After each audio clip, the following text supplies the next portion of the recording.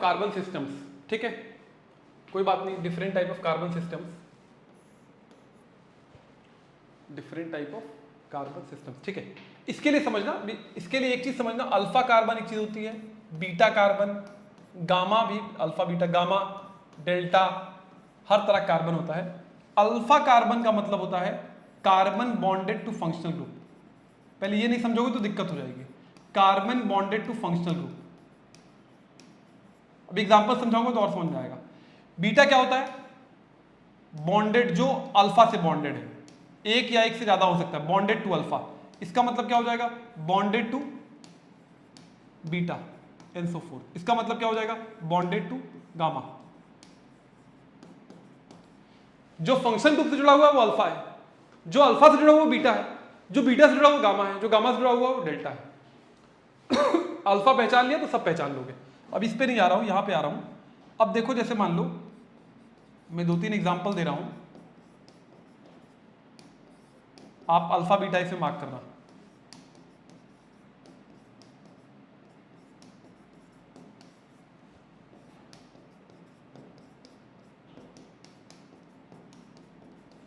Alpha beta ही mark करना है भी आपको,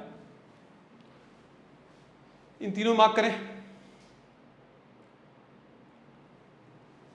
तो अगर आप ध्यान देंगे, यहां पर फंक्शनल ग्रुप क्या है? ये हमारा फंक्शनल ग्रुप है, येलो में जो मैं मार्क कर रहा हूं फंक्शनल ग्रुप है। यहां फंक्शनल ग्रुप क्या है? ये हमारा फंक्शनल ग्रुप है। पॉज करके आप कर लेना। और यहां पर तो सर कोई फंक्शनल ग्रुप ही नहीं दिख रहा। नहीं बेटा, C double bond C functional group है, यहां पर ये फंक्शनल ग्रुप है। कुछ और होता तो उसको मानते, जो दिया हुआ उस लिहाज से फंक्शनल ग्रुप ये है। अब अगर इतना आप समझ गए हो तो अल्फा बीटा तुरंत कर दोगे। कर दिया सर, बोलने की जरूरत नहीं है। ये हमारा अल्फा कार्बन है, इससे बॉन्डेड है, और इससे जो दोनों बॉन्डेड है ये दोनों बीटा हो गए। ये हमारा सर अल्फा कार्बन है, इसको मत मार्क कर देना, अल्फा Cl है, ये अल्फा कार्बन है सर, इससे जो बॉन्डेड है वो बीटा है, जो इससे बॉन्डेड है उसे गामा बोल सकते हैं। ये हमारा फंक्शनल ग्रुप है, तो यहाँ अल्फा कार्बन ही दो, नहीं ये अल्फा मत मार्क कर देना, ये फंक्शनल ग्रुप है, ये फंक्शनल ग्रुप है, ये यहाँ फंक्शनल ग्रुप है, तो अल्फा कार्बन ही ये दोनों हो गए, ये बीटा हो जाएगा। बात समझ रहे हैं? नहीं? पक्का? ठीक। अब हम अलग अलग तरह के सिस्टम्स बनाते हैं, 5 सिस्टम्स पढ़ेंगे। एल्काइल, फिर यहां देखोगे आप बेंजाइल, एलाइल, फिर और क्या पढ़ेंगे? Aryl, vinyl. तो 5 तरह के सिस्टम्स पढ़ेंगे। इन सिस्टम्स को अगर आपने बात समझ ली तो आपको बहुत सारी चीजें, रिएक्शंस तुरंत समझ में आ जाएगा। तो एल्काइल का मतलब क्या होता है? एल्काइल का मतलब होता है अल्फा कार्बन भी जहां पर sp3 हाइब्रिडाइज्ड हो, और बीटा कार्बन भी कैसा हो? sp3 हाइब्रिडाइज्ड हो। जहां पर अल्फा बीटा दोनों sp3 हाइब्रिडाइज्ड हैं, वो कैसा हो जाएगा आपका? क्या हो जाएगा आपका? एल्काइल सिस्टम हो जाएगा। जैसा कि लकली मैंने जो है एग्जांपल बनाया है, बन गया है ये। जैसे अल्फा के हाइब्रिडाइजेशन क्या है? sp3, 4 सिग्मा बॉन्ड है, कोई डबल बॉन्ड है ही नहीं, 1 2 3 4 सारे सिग्मा बॉन्ड है। और बीटा वाले भी क्या है? देख सकते हैं आप, sp3 है, तो ये कौन सा सिस्टम हो जाएगा? नॉर्मल एल्काइल सिस्टम, उसका एग्जाम्पल हो जाएगा।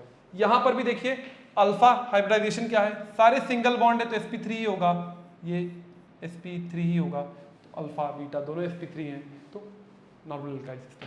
इसका यहां पर भी यही है, अल्फा बीटा, इसको भी आप एल्काइल सिस्टम मान सकते हो।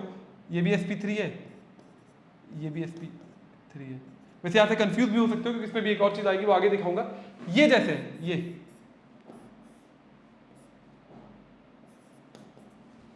यहां पर भी एक ऐसा नॉर्मल एल्काइल सिस्टम है, ये अल्फा है आपका, ये आपका बीटा है, ये बीटा है, दोनों सब sp3 है, तो ये भी एल्काइल सिस्टम है। अब जैसे मान लीजिए कोई बोले ये,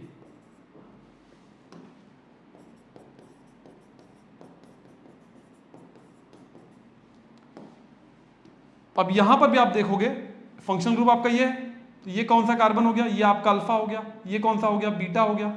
इसका हाइब्रिडाइजेशन क्या है? sp3 है। इसका भी हाइब्रिडाइजेशन क्या है? sp3 है। तो इसको भी हम क्या मानेंगे? Normal alkyl systems. रिंग हो सकता है इसकी प्रॉपर्टी को थोड़ा प्रभावित करें, लेकिन इसको हम एल्काइल सिस्टम नहीं गिनेंगे। तो बेसिकली जहां सारे सिंगल बॉन्ड वाले कार्बन हो, अल्फा भी और बीटा भी, वो उसके अलावा कुछ भी हो, गामा डेल्टा कुछ भी हो, हमसे क्या मतलब है? अल्फा बीटा देखना, अगर दोनों sp3 हैं, सारे सिंगल बॉन्ड वाले हैं, चाहे वो रिंग में हो, बेंजीन रिंग नहीं, नॉर्मल रिंग में हो या स्ट्रेट चेन में हो, तो ये नॉर्मल एल्काइल सिस्टम हो जाएगा। ज़्यादातर सिस्टम्स जो आप पढ़ते हैं नॉर्मल एल्काइल सिस्टम्स ही पढ़ते हैं, तो ये बात क्लियर होगी आपको। ठीक। अगला क्या है, बेंजाइल। बेंजाइल थोड़ा तीखा है, थोड़ा तीखा है, पहले लिख दे रहा हूं इसकी डेफिनेशन। यहां पर अल्फा जो है आपका वो sp3 है, लेकिन बीटा जो है वो sp2 है और एरोमेटिक है। एरोमेटिक का मतलब बेंजीन रिंग वाला कार्बन है। अल्फा sp3 है, बीटा sp2 है और एरोमेटिक है। एक जनरल रिप्रेजेंटेशन करूं तो ये आपका बेंजीन रिंग और ये जो CH2 ग्रुप है इसे बोलते हैं बेंजाइल। इसको बोलते ही बेंजाइल है, बेंजाइलिक सिस्टम।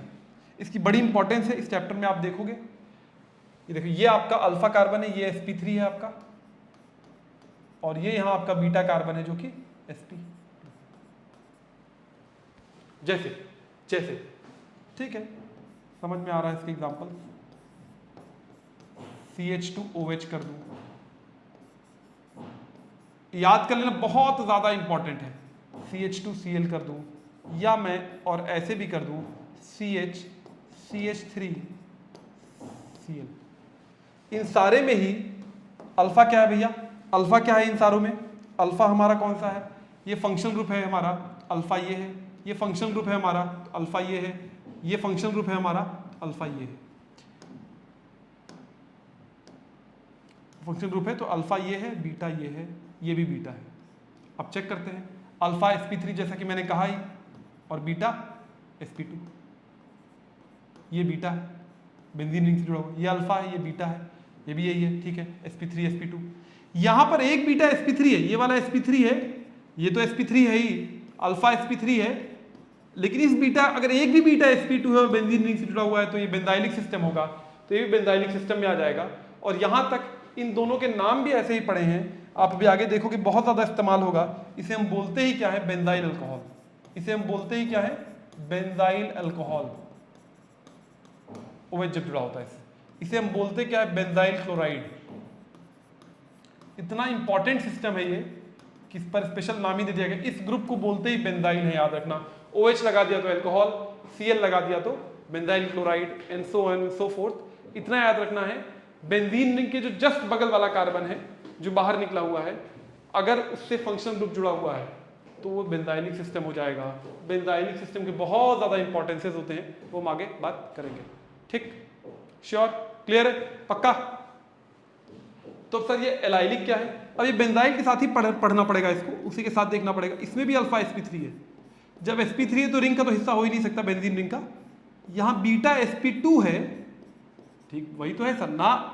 एक फर्क है, ये एरोमेटिक था, ये नॉन एरोमेटिक है। वो एरोमेटिक था, ये नॉन एरोमेटिक है। बड़ा इंपॉर्टेंट फर्क है। एलाइलिक सिस्टम क्या होता है, दो तरीके से दिखा देता हूं आपका। ये आपका जो सिस्टम है, ये वाला नहीं, ये आपका जो सिस्टम है, या ये आपका जो सिस्टम है, ये दोनों ही एलाइलिक सिस्टम्स है। कैसे सर? मान लो आप यहां फंक्शनल ग्रुप लगा दोगे, मान लो आपने यहां पर लगा दिया OH या Cl लगा दिया, तो ये आपका अल्फा हो गया, ये आपका बीटा हो गया, ये आपका sp3 है, देख लो सारे सिंगल बॉन्ड है, ये आपका sp2 हो गया। ये एलाइलिक सिस्टम है। कौन सा सिस्टम है? एलाइलिक सिस्टम है। ऐसे ही यहां देखो, ये आपका फंक्शनल ग्रुप हो गया, ये आपका, ठीक है, नहीं नहीं नहीं, सॉरी, मान लो यहाँ OH लगा हुआ है, तो ये आपका फंक्शनल ग्रुप हो गया। सर ये आपका अल्फा कार्बन हो गया, ये वाला बीटा हो गया।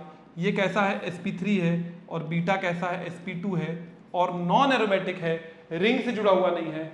ऐसे सिस्टम्स को बोलते हैं एलाइलिक सिस्टम्स। बहुत ज्यादा इंपॉर्टेंट है। फर्क ये है, इसमें बीटा कार्बन रिंग के कारण डबल बॉन्ड वाला है, इसमें बीटा कार्बन बेंजीन रिंग के कारण। इसमें बीटा कार्बन नॉन एरोमेटिक है, मतलब हेट्रोसाइक्लिक सिस्टम हो सकता है, लेकिन बेंजीन रिंग वाला नहीं होना चाहिए, या स्ट्रेट चेन में भी हो।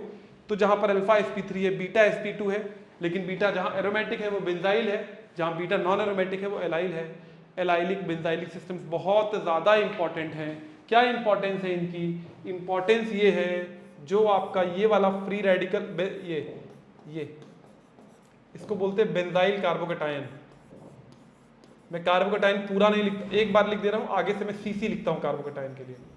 जो बेंजाइल कार्बोकैटायन है CC, और जो एलाइल कार्बोकैटायन है आपका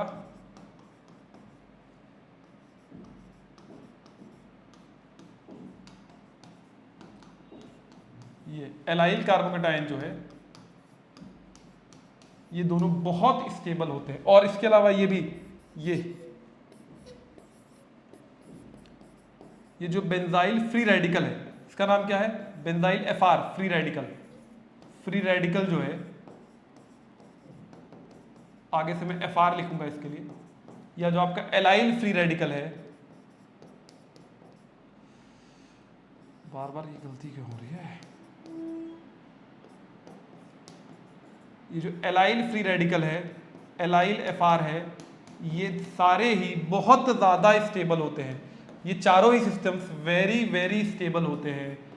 हाइपर कॉन्जुगेशन से भी होता है, रेजोनेंस हाइपर कॉन्जुगेशन भी यहाँ लग जाता है, हाइपर कॉन्जुगेशन भी लग जाता है, रेजोनेंस भी लग जाता है। इन दोनों ही लॉजिक से दोनों सिस्टम्स बहुत ज़्यादा स्टेबल हो जाते हैं। तो जहाँ पर भी, इसीलिए इसमें free radical substitution reactions in systems में, या जो कार्बोकेटायन बनने वाले रिएक्शंस, न्यूक्लियोफिलिक सब्स्टिट्यूशन रिएक्शंस, इन दोनों ही सिस्टम्स में आगे आप देखोगे FR substitution, free radical substitution और न्यूक्लियोफिलिक सब्स्टिट्यूशन बहुत आसानी से होता है, वेरी इजीली होता है, वेरी रेडिली होता है, वेरी इजीली होता है। ऐसे ऑर्गेनिक समझते हैं। ये देखो की होता है, ये ऑर्गेनिक को पकड़ने की चाबी है। हम लोग देखते बताते हैं यहाँ पर ये रिएक्शन होगा नहीं होगा, सिस्टम देखकर। अभी एग्जांपल्स कराऊंगा तो और बात समझ में आएगी। तो ये बेंजाइल एराइल आपको बहुत अच्छे से पता होना चाहिए। कैसे स्टेबल है वो आप देख लेना, रेजोनेंस वगैरह बना के दिखा सकता हूँ मैं।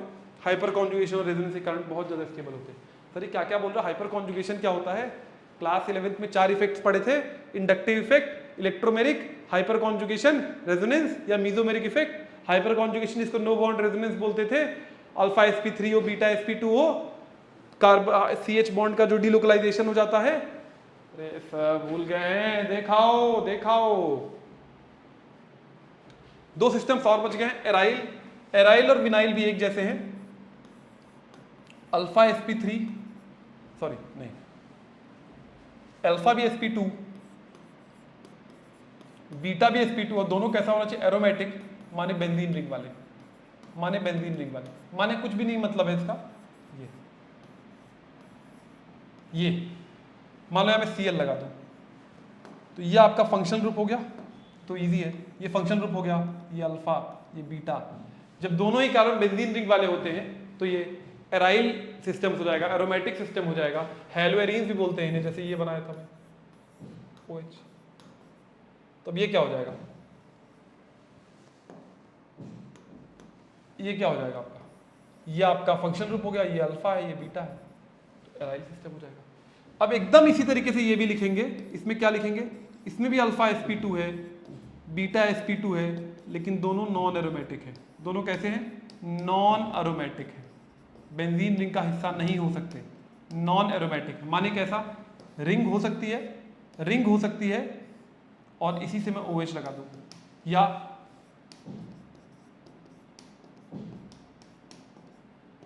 ऐसा। तो आप देख सकते हो यहाँ फंक्शनल ग्रुप क्या है? यहाँ फंक्शनल ग्रुप ये है, अल्फा ये हो गया, बीटा ये भी बीटा है, लेकिन ये दोनों, ये sp2 है, ये भी sp2 है। एक sp2 अगर हो गया, एक sp3 एक sp2 है, तो अगर उस सिस्टम में आ रहा है तो हम उसे एराइल ही मानेंगे, बेंजाइल नहीं मानेंगे इसे। ठीक, यहाँ पर देखो ये अल्फा है, फंक्शनल ग्रुप ये है आपका, ये बीटा है, एक बीटा यहाँ पर भी sp3 है, लेकिन हमारे काम के ये दोनों हैं, तो ये भी sp2 है, ये भी sp2 है, तो ये क्या हो जाएगा? विनाइलिक सिस्टम हो जाएगा, विनाइलिक सिस्टम हो जाएगा। इसे बोल, जैसे एक बहुत पेट आप देखोगे इसको, CH2 डबल बॉन्ड CHOH, इसे बोलते हैं विनाइल अल्कोहल। क्या बोलते हैं? Vinyl alcohol. इतना प्रचलित है कि इसका नाम ही दे दिया गया, ये जैसे ये है, इसे बोलते हैं विनाइल क्लोराइड, पॉलीविनाइल क्लोराइड। आपने सुना PVC पाइप्स में इसका इस्तेमाल होता है। तो ये बड़ा इंपॉर्टेंट रिएजेंट है, अलग लिहाज से इंपॉर्टेंट है। यहाँ पर आपको ये बात समझनी है। एरोमेटिक तो जब बेंजीन रिंग से जब चीज जुड़ी होती है फंक्शन ग्रुप, तो एरोमेटिक सिस्टम हो गया, एराइलिक सिस्टम हो गया।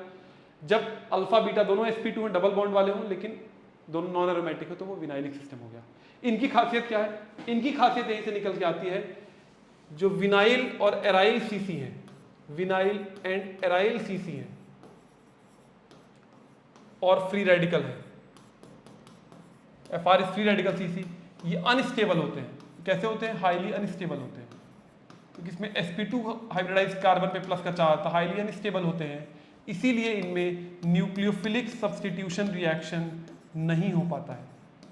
न्यूक्लियोफिलिक सब्स्टिट्यूशन रिएक्शन या फ्री रेडिकल सब्स्टिट्यूशन रिएक्शन नहीं हो पाते हैं इनमें आसानी से, क्योंकि इनके फ्री रेडिकल्स और कार्बोकेटायंस अनस्टेबल होते हैं। बात समझ रहे हैं? जहां याद होगा अगर आपको, जहां बेंजाइल और विनाइलिक, बेंजाइल और क्या कहता है एलाइल सिस्टम, कार्बोकेटायंस और फ्री रेडिकल्स बहुत ज़्यादा स्टेबल थे, उनमें रिएक्शंस आसानी से हो जाते थे। वहीं पर अगर आप देखोगे पलटकर तो विनाइलिक सिस्टम्स में, विनाइलिक और एराइलिक सिस्टम्स में ये रिएक्शंस